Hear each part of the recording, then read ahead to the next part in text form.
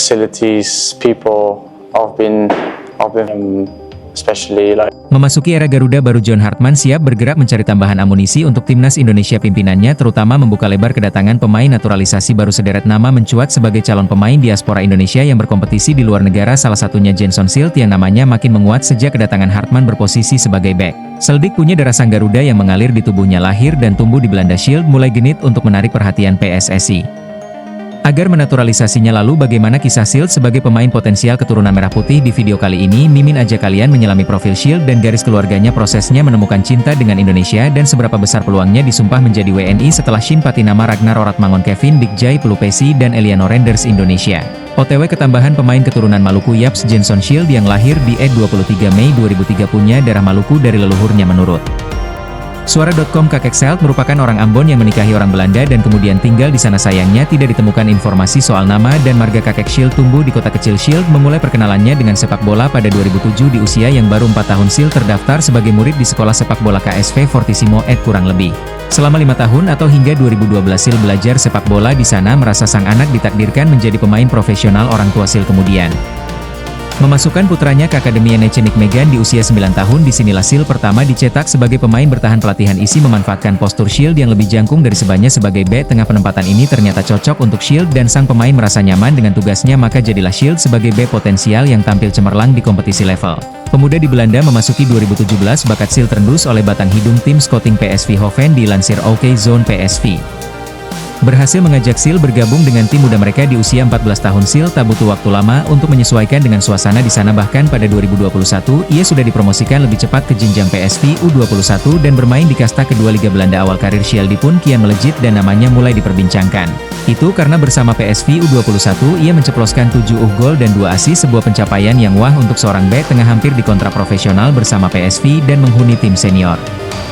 Jalan hidup Schild berubah. Mengutip BBC, Schild berbelok ke Inggris setelah Sunderland memboyongnya di musim 2023 hingga 2024. Tidak disebutkan berapa nominal yang dibayarkan The Blacks, tapi yang pasti Schild berkembang pesat di Stadium of Light. Selain membukukan 17 caps dan 1 assist, Sheldon apik saat menjajal peran baru sebagai bek kanan. Malangnya Schild harus ditimpa musibah berupa cedera lutut yang menyakitkan. Tak ada pilihan selain harus menjalani operasi pada Maret 2024 berdasarkan hasil diagnosa Schild. Harus menepi cukup lama, Schild terpaksa mengakhiri musim 2023-2024 lebih cepat dan melewatkan sebagian besar musim 2024 hingga 2025. Di saat pemain lain berkontribusi bawa Sunderland promosi dari Championship, Schild hanya turun sekali dan dialihkan ke tim U21 setelah sembuh. Ketika Sunderland kembali ke Premier League musim ini, Schild punya peluang pulih dari luka. Regis Lebris memasukkannya dalam skuad inti dari awal musim. Rezeki datang saat Schild diturunkan di 2 laga perdana melawan West Ham dan Burnley. Sebagai bek tengah ia bertandem dengan Daniel Ballard dan tampil bergilir dengan Omar Alderete. Namun di detik-detik penutupan bursa musim panas, Sunderland meminjamkannya. Menurut Sunderlandio, Schild dipindahkan ke Wolfsburg hingga akhir musim Meko. Sementara di Jerman, Schild malah mendapat kesempatan bermain reguler dari Daniel Bauer. Hingga narasi ini ditulis, Schild sudah mengukir caps Bundesliga dan 1 caps di FB Vokal karena sejak brojol hidup di Belanda, Schild sempat memprioritaskan untuk membela negeri kincir angin, dan ternyata Schild pernah dipanggil untuk seleksi timnas Belanda U20 pada 2023 lalu. Dilansir OneFootball, Schild termasuk dalam 35 pemain yang menjalani pemusatan latihan bersama Martin Ruser sebagai pelatihnya. Schild dimasukkan untuk persiapan jelang uji coba melawan Prancis U20 di Spanyol. Menariknya, Schild diikut sertakan karena Ruser khawatir dengan Justin Hubner yang hendak pindah menjadi WNI. Jadi jelang laga tersebut, Hubner sedang merampungkan peralihan paspor. Proses tersebut sudah diawasi oleh Indra Syafri yang waktu itu Direktur Teknik PSSI. Oleh sebab itu Schild dipanggil sebagai antisipasi jika Hubner harus terbang lebih cepat ke Jakarta. Eits, fakta menariknya belum selesai. Selain bertemu Justin Hubner di seleksi timnas U20 itu, Schild berjumpa Tristan dan Miliano Jonathan. Sia Goyer dan Jonathan juga dipanggil Roser untuk memperebutkan posisi bek dan penyerang. Sayangnya baik Schild, Goyer dan Jonathan gagal tembus skuad final yang dibawa dari 35 orang yang dipanggil. Hanya 17 nama yang dipilih. Plot twistnya, saat Schild gagal lolos, Roser tetap membawa Hubner dalam timnya. Alhasil, upacara pengambilan sumpah WNI Hubner harus alami. Penjadwalan ulang V pada laga versus Prancis, Hubner bermain 90 menit dan membawa Belanda menang 2-1. Kalau kalian mengira Schild baru dikaitkan dengan timnas baru-baru ini, jawabannya salah ya. Selidik punya selidik. Sebelum menjadi incaran timnas senior era John Hartman, Schild pernah diincar oleh Shinteng. Kejadian itu terjadi pada 2022 atau setahun sebelum Schild ikut seleksi Belanda U20. Fakta ini disampaikan oleh mantan co PSSI Hassani Abdul Ghani. Dilansir bola.com, selama jadi exco Hassani Ditugaskan untuk mendekati pemain keturunan untuk mau menjadi WNI. Beberapa pemain pernah dibujuk Hassani dengan 2 diantaranya berhasil gabung timnas, yakni Sandy Walsh dan Jordi Ahmad. Terkait Shield, ia mengaku kalau STY pernah sangat naksir dengannya. Pelatih asal Korea Selatan itu sampai meminta Hassani menggunakan ajiannya untuk memikat Shield.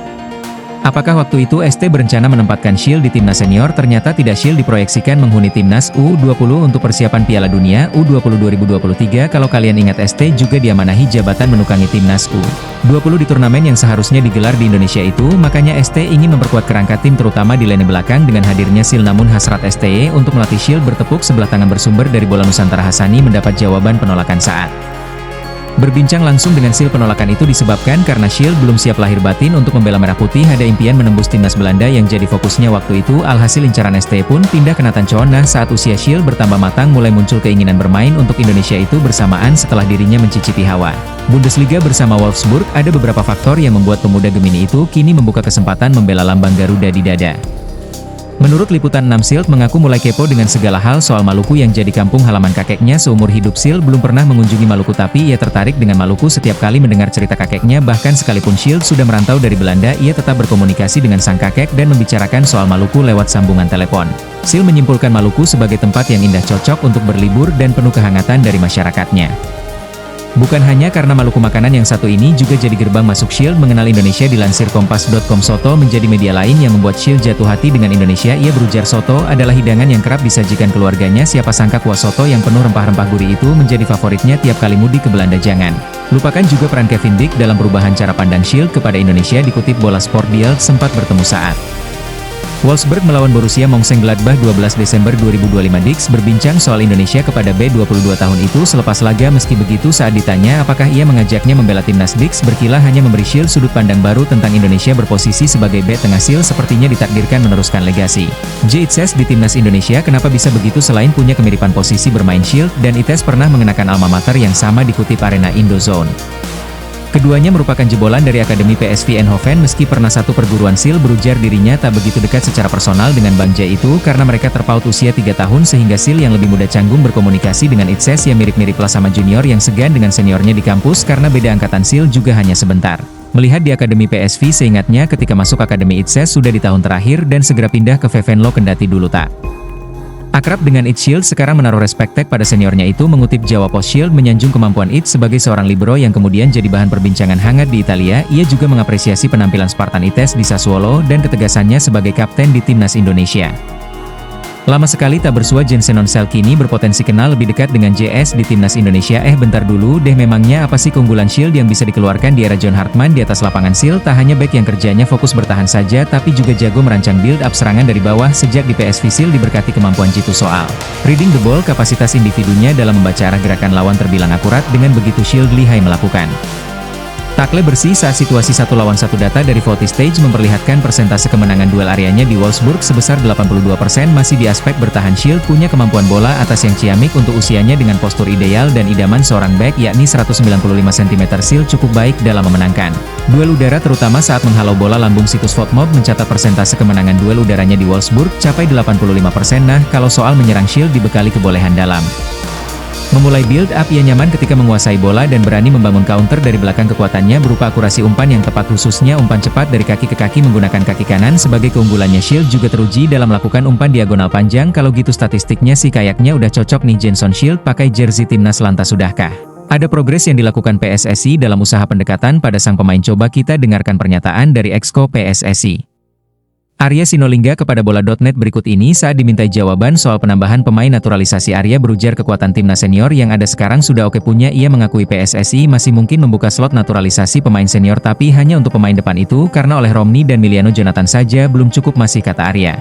Kebutuhan mendesak naturalisasi justru adanya di timnas kelompok usia khususnya U20. Garuda Muda dinilai masih membutuhkan tambahan pemain sesuai kebutuhan Nova Arianto. Terus kalau gitu gimana dengan Jenson Shield? Sejauh ini Arya melihat PSSI sepertinya belum akan membuka naturalisasi untuk pemain belakang. Meski begitu, keputusan ini belum final dan masih bisa diperbincangkan dengan John Hartman. Kira-kira akankah Jenson Shield mengenakan jersey Indonesia? Tentu mari kita perluas narasi mengenai potensi Jenson Shield ke dalam skema timnas Indonesia, melihat dinamika lini belakang saat ini serta memberikan penutupan yang solid untuk menutup Cerita perjalanannya, melihat profil dan atribut yang dimiliki Jenson Seelt, wajar jika nama B bertinggi 195 cm ini terus menjadi buah bibir di kalangan pencinta sepak bola tanah air. Di bawah komando John Hartman, timnas Indonesia memang sedang bertransformasi menjadi kekuatan baru yang tidak bisa dipandang sebelah mata di Asia. Gaya bermain Seelt yang modern, sebagai seorang ball-playing defender yang tidak hanya kokoh berduel, tetapi juga cerdas mendistribusikan bola, adalah profil Langkayang. Selalu dicari oleh pelatih manapun yang mengusung taktik modern berbasis penguasaan bola dari lini belakang. Jika menilik komposisi lini pertahanan Garuda saat ini, persaingan memang terbilang sangat ketat. Kehadiran nama-nama tangguh seperti Jai Itzes, Justin Hubner, hingga Kevin Dix membuat tembok pertahanan Indonesia sekilas tampak sudah penuh sesak. Namun, dalam sepak bola internasional yang padat dan penuh risiko cedera, kedalaman squad depth, adalah kunci utama untuk menjaga konsistensi performa tim. Apalagi Seelt punya kelebihan tersendiri, ia fasih bermain sebagai bek tengah dalam formasi 2 ataupun 3 back dan memiliki fleksibilitas untuk digeser sebagai bek kanan jika situasi darurat membutuhkan. Panggung Bundesliga bersama Wolfsburg pun secara tidak langsung menempa mental bertandingnya di level tertinggi Eropa, sebuah modal berharga yang bisa ia tularkan ketika mengenakan lambang Garuda di dada. Meskipun saat ini PSSI melalui pernyataan Arya Sinulinga mengisyaratkan bahwa fokus naturalisasi jangka pendek lebih diarahkan untuk mendongkrak ketajaman lini serang, pintu untuk Jenson Seelt belum sepenuhnya tertutup. Komunikasi yang cair antara manajemen PSSI dan John Hartman diyakini akan terus dinamis, melihat bagaimana kebutuhan tim berkembang dari satu pertandingan ke pertandingan berikutnya. Bagi Seelt sendiri, ketertarikan yang mulai tumbuh dari cerita-cerita sang kakek tentang keindahan Maluku, kehangatan masyarakatnya, hingga semangkuk soto kaya rempah, perlahan tapi pasti telah membangun jembatan emosional yang kuat antara dirinya dan tanah leluhurnya. Pada akhirnya, kisah Jenson Seelt adalah cerminan dari babak baru sepak bola Indonesia, era di mana membela timnas Indonesia bukan lagi sekadar pilihan alternatif, melainkan sebuah kebanggaan dan tujuan karir yang prestisius bagi para pemain diaspora di Eropa. Impian Seelt yang sempat tertuju pada jersey oranye kini telah bergeser seiring kedewasaan berpikirnya dan melihat bagaimana keseriusan proyek sepak bola di tanah air.